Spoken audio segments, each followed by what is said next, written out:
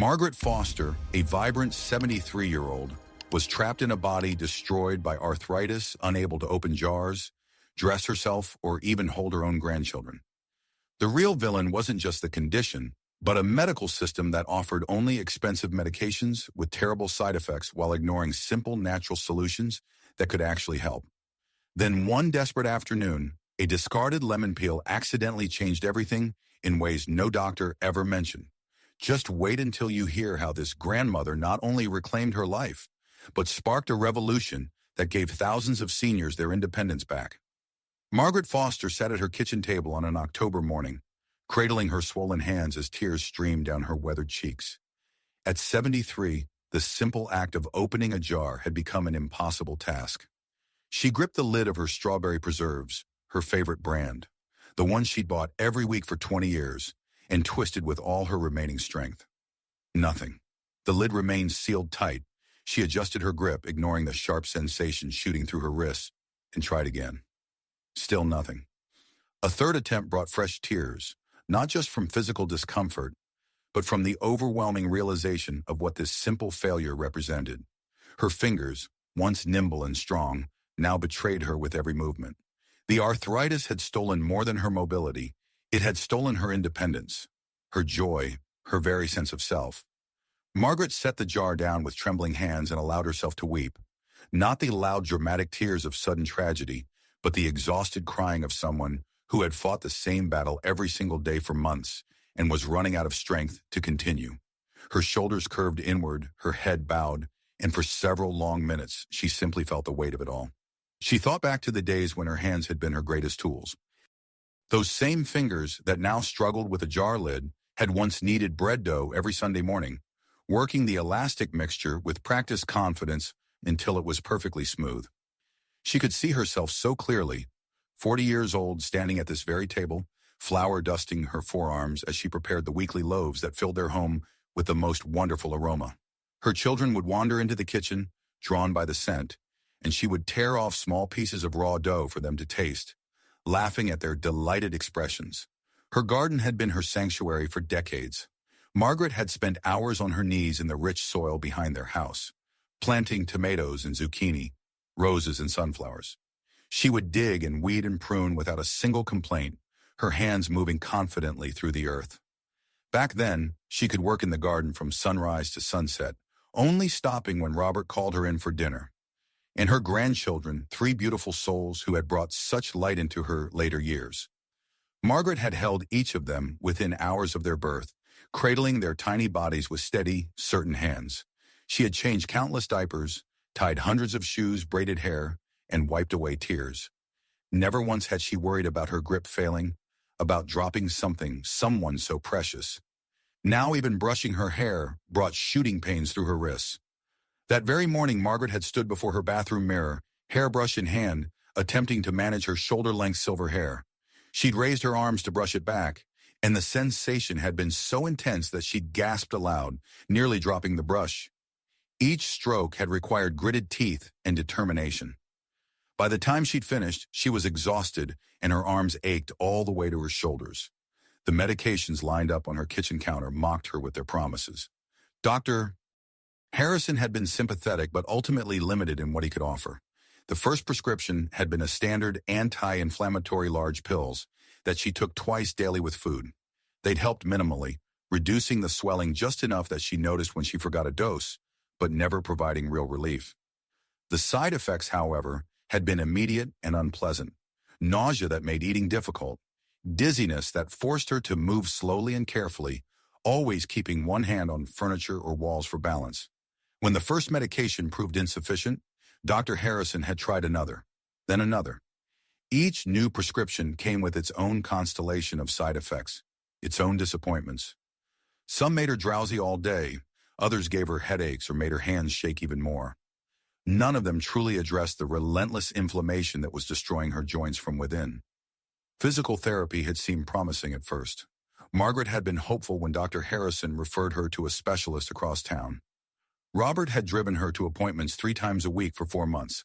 The therapist, a kind young woman named Sarah, had been patient and encouraging, showing Margaret gentle stretches, resistance exercises, and techniques for protecting her joints during daily activities. Margaret had tried everything Sarah suggested. She'd followed every instruction, performed the exercises religiously at home, attended every appointment without fail. The out-of-pocket costs had mounted steadily. Their insurance covered only a portion of the sessions. By the end of 4 months, they'd spent nearly $3,000 from their modest savings. And for what? Margaret could perhaps open her hands slightly wider than before. Perhaps the grip strength in her right hand had improved by a fraction, but the fundamental reality remained unchanged. She was still imprisoned in a body that refused to cooperate. Margaret felt trapped in the most profound sense of the word. This wasn't a trap she could reason her way out of or escape through determination. Her own body had become her cage, and there was no key. Every morning she woke hoping that somehow things would be different, that the swelling would have miraculously subsided overnight. Every morning she was disappointed. Her husband Robert had watched helplessly as his wife deteriorated. They'd been married for 52 years, and in all that time, he'd never felt so powerless. He'd always been the problem solver in their relationship, the one who fixed leaking faucets and figured out tax forms and handled whatever challenges arose. But this was beyond his abilities to repair. He'd thrown himself into research with desperate energy. Robert had never been particularly comfortable with computers, but he'd taught himself to navigate health websites and read medical journals. He'd compiled lists of supplements that other people claimed had helped them. Glucosamine and chondroitin, turmeric capsules, fish oil, vitamin D in high doses. He'd purchased them all, filling their medicine cabinet with amber bottles full of hope. Margaret had taken every supplement faithfully, following the dosing instructions precisely. Nothing changed. Robert bought heating pads, small ones for her hands, large ones for her back, specialized ones that wrapped around joints. He'd found compression gloves online that promised to reduce swelling and improve mobility. He'd ordered special utensils with oversized grips, jar openers with long handles for leverage, ergonomic tools designed for people with limited hand function. The heating pads provided temporary comfort, but no lasting improvement. The compression gloves helped slightly during the day, but couldn't be worn at night, and morning stiffness remained brutal. The adaptive utensils made some tasks marginally easier, but couldn't restore the fluid grace Margaret had once possessed. Every solution was partial, temporary, insufficient. Robert thought often about their 50th anniversary party, held just 2 years earlier. Margaret had worn a deep blue dress that complemented her silver hair beautifully. When the band started playing their song, the same one they danced to at their wedding, Robert had led her onto the floor. She'd moved in his arms with easy confidence, laughing as he spun her gently, her feet following the rhythm without hesitation. Now watching her struggle to walk from the bedroom to the kitchen broke his heart in ways he couldn't articulate. She moved like someone decades older, each step careful and measured, one hand trailing along the wall for support. The trip to the mailbox at the end of their driveway, a distance of perhaps 40 feet, exhausted her. Their daughter Emma visited every Thursday afternoon, a standing appointment that Margaret both cherished and dreaded. Cherished because she loved seeing Emma, loved hearing about her week. Dreaded because she knew Emma would see the continued decline, would leave with that tight expression of worry that no amount of cheerful conversation could fully mask. Emma tried to hide her concern, but Margaret could read every emotion on her daughter's face. Last Thursday, Margaret had attempted to lift her teacup delicate bone china, a cup she'd used hundreds of times. Her fingers had trembled as she wrapped them around the handle. She'd raised it perhaps 3 inches before her grip failed, and the cup tilted dangerously, tea sloshing toward the rim. Emma had reached out lightning fast, steadying the cup with both hands before disaster struck. Neither of them had said anything. The moment spoke volumes. Then came that particularly brutal morning in mid-October, when Margaret woke to find her knees completely locked. The stiffness wasn't the familiar morning resistance. This was something else entirely. Her legs felt frozen in place, as if the joints had simply seized up completely overnight. She tried to bend her knees to swing her legs out of bed. They wouldn't move. The sensation was terrifying. Margaret attempted to push herself upright using her arms, but the movement sent such an intense wave of agony through her hips and spine that she cried out. Robert woke instantly at her sound of distress. "Margaret, what's wrong?" She tried to speak, to explain, but the intensity had stolen her words. All she could manage was a helpless shake of her head, tears already forming in her eyes. Robert understood immediately. He could see the rigid position of her legs, the way she was breathing in short, shallow gasps. "Okay, sweetheart. Let me call Emma." His voice was steady, but his hands shook as he reached for his phone. Emma arrived within 20 minutes. Together, father and daughter approached the problem with gentle determination. Robert supported Margaret's upper body while Emma carefully tried to manipulate her mother's legs into a position that might allow movement. Each tiny adjustment brought gasps from Margaret. It took nearly 45 minutes to get Margaret from the bedroom to the living room couch, a journey of perhaps 30 feet. They'd had to essentially carry her, Margaret's arms draped around their shoulders, her feet barely touching the ground as they shuffled forward in agonizing increments. By the time they lowered her onto the couch, all three of them were crying. Margaret lay there, her body finally at rest, but her mind in turmoil. She stared up at the familiar ceiling and wondered if this was how the rest of her life would be. Years of increasing immobility, of becoming a burden to her family, of losing every last shred of dignity.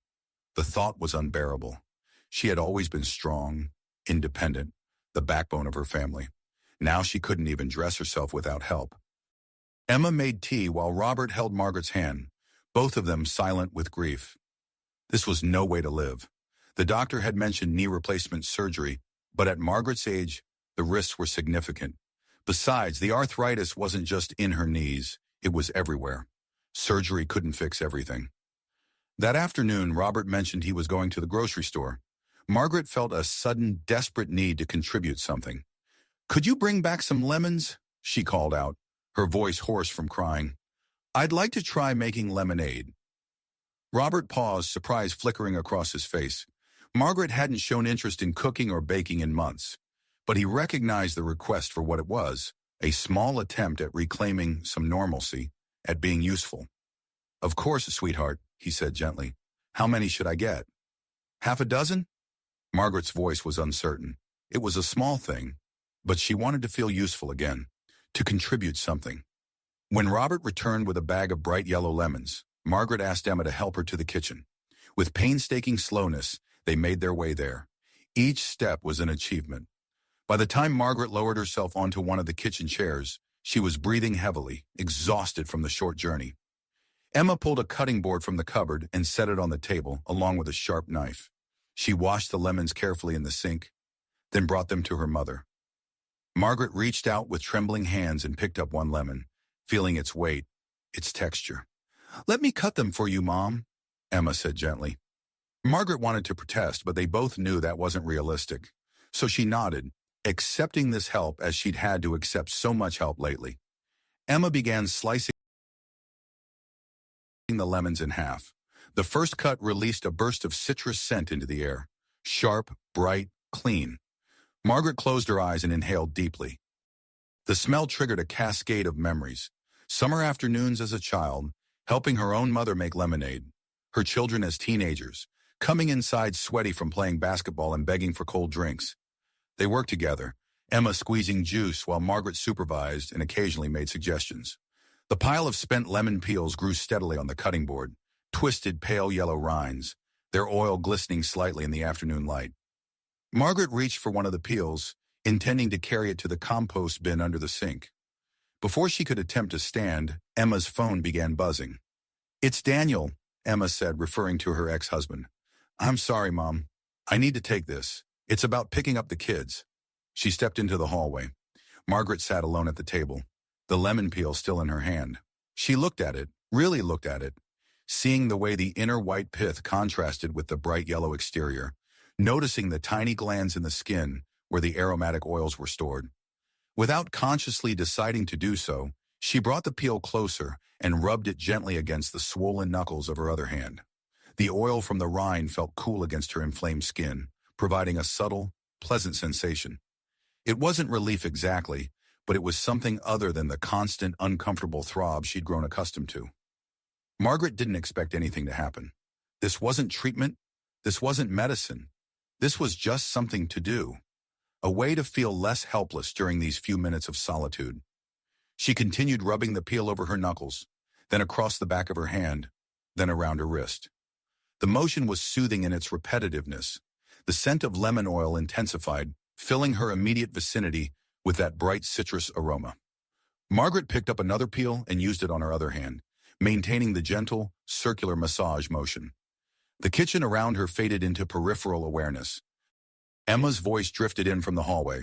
The refrigerator hummed its usual background song, but Margaret's attention had narrowed to just this: the feel of the lemon peels against her skin, the cool trace of oil they left behind, the simple, meditative rhythm of the motion.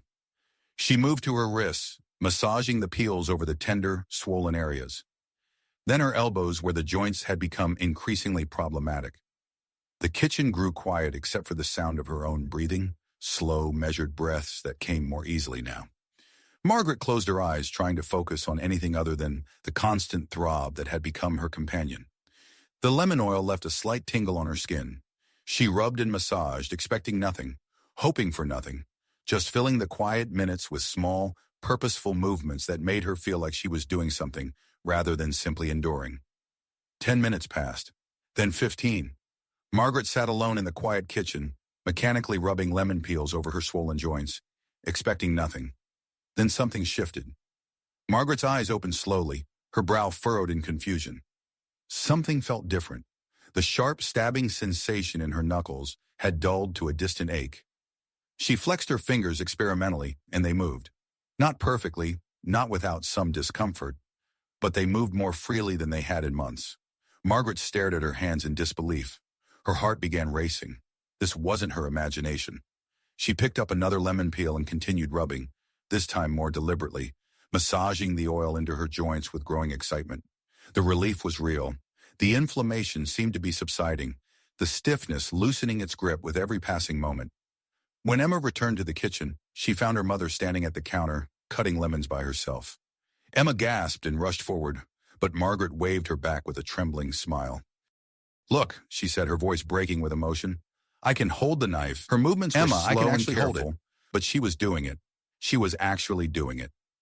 Over the next few days, Margaret became obsessed with lemon peels. She sent Robert to buy more lemons, 24 this time.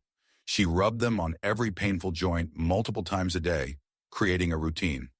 First thing in the morning, then after breakfast, then before bed. Each application brought incremental improvement. Robert watched in amazement as his wife began moving more freely. On the third day, he came into the kitchen to find Margaret opening a jar of pasta sauce, the same jar she'd been unable to open just days earlier. When the lid finally released with a soft pop, she let out a cry of triumph that brought tears to his eyes. She could open jars again. She could walk to the mailbox without grimacing. She could sleep through the night without waking in agony. All the small tasks that had been stripped away were slowly, steadily returning. Emma researched frantically, determined to understand what was happening. She discovered that lemon peel contained powerful anti-inflammatory compounds, limonene, citrus bioflavonoids, and high concentrations of vitamin C. These substances, when applied topically, could penetrate the skin and reduce joint inflammation. It wasn't a miracle. It was chemistry, natural medicine that doctors rarely mentioned because there was no profit in telling patients to use fruit peels. Margaret's transformation accelerated. Within 2 weeks, she was back in her garden, kneeling in the soil to plant tomatoes. Her hands moved with growing confidence as she pushed her fingers into earth, handling delicate seedlings. "I never thought I'd do this again," she said to Robert through tears of joy. Within a month, she had reduced her pain medication by half. Her doctor was stunned by her improvement, initially skeptical when she explained her treatment, but unable to argue with the results. The swelling in her joints was measurably reduced. Her range of motion had improved significantly. Robert started using lemon peels on his own aching shoulders. The relief was immediate and profound. Emma told her friends, who told their parents, who told their neighbors. Soon, a quiet revolution was spreading through their community as senior citizens discovered that something as simple and inexpensive as lemon peels could give them their lives back. Word spread rapidly. Margaret started fielding phone calls from people wanting to know more. She began teaching a class at the community center, showing other seniors how to properly extract and apply lemon peel oil. She demonstrated the massage techniques, explained the science, shared her story. The first class drew 43 people, the room packed with seniors using walkers and canes, all of them wearing expressions that mixed hope with deep skepticism. Margaret stood at the front, a bag of lemons beside her. 3 months ago, I couldn't get out of bed, she began. I'd spent thousands on treatments that didn't work. Then I accidentally discovered something so simple I almost can't believe it myself. But it worked. It gave me my life back. For the next hour, she demonstrated her technique. People who'd been skeptical at the start found themselves experiencing relief within the session. An elderly man who'd barely been able to grip a pencil made a fist after 20 minutes. A woman with a pronounced limp walked more easily by the end. As the class ended, people stopped to thank Margaret personally. "You've given us hope," one woman said, gripping Margaret's hand. "Real hope. Thank you." Margaret stood in her kitchen one evening, 3 months after that desperate day when she couldn't leave her bed, and made lemonade from scratch. Her hands moved confidently, squeezing the fruit with strength she thought she'd lost forever. She saved every peel, storing them in containers in her refrigerator, treating them like the precious medicine they had become. She thought about all the years she had suffered, all the expensive treatments that had failed, all the doctors who had shrugged and offered only prescriptions with terrible side effects. The answer had been so simple, so accessible. Lemon peels. Just lemon peels. As Margaret looked at the faces in her weekly classes, faces lined with years of suffering, eyes bright now with possibility, she felt something she hadn't felt in a very long time. Purpose. She had found her calling in the most unexpected place. She would spend the rest of her days teaching others this simple truth, that sometimes the most powerful medicine doesn't come from a pharmacy. Sometimes it comes from a fruit peel that most people throw away without a second thought. That evening, Margaret and Robert danced in their living room to their wedding song. They moved slowly but surely, her joints flexible and strong. She had been given a second chance at life, and she wasn't going to waste a single moment of it.